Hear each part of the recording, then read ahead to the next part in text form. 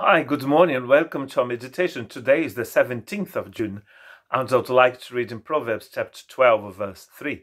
No one can be established through wickedness, but the righteous cannot be uprooted. The work of God's grace is to fill our hearts with wisdom, so we are going to speak like a tree of life, as we saw the other day. So today, Solomon is comparing a person that's not righteous to a person who is righteous in Christ or in God here. And the righteous person cannot be uprooted. And to be rooted in Christ is vital for us to bear fruit. The person is like a tree planted by streams of water, which yields its fruit in season and whose leaf does not wither.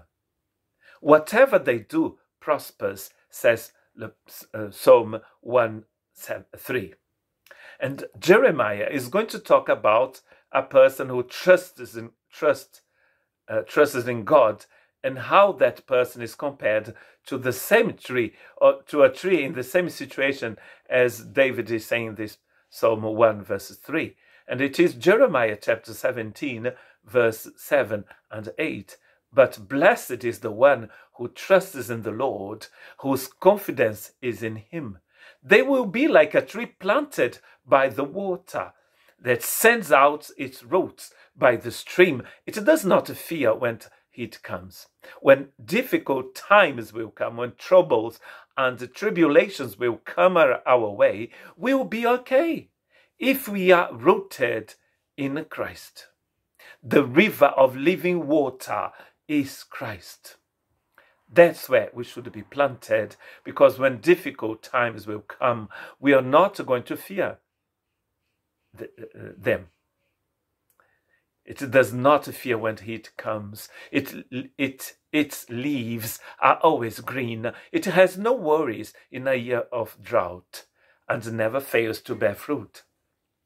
Apart from me, says Jesus in John chapter 15, you can do nothing. We cannot bear fruit if we are not attached to Christ. That's why it's so important to believe what Proverbs is saying. The righteous cannot be uprooted, but we need to be planted in Christ. So then, just as you received Christ, says Paul in Colossians chapter 2, verses 6 and 7, continue to live your life in Christ, rooted and built up in him, strengthened in the faith as you were taught, and overflowing with thankfulness. It is extremely important to notice here that he is talking about walking in Christ. In another translation says, keep on walking in Christ, which means to live in Christ. That's how the NIV translated it. How do we live in Christ? Rooted and built up in him. That's the only way we can walk. It is interesting, isn't it, that we are walking but by being rooted in him. We cannot walk if you're not rooted. It is as if a tree was walking in Christ at the same time as it is rooted in him.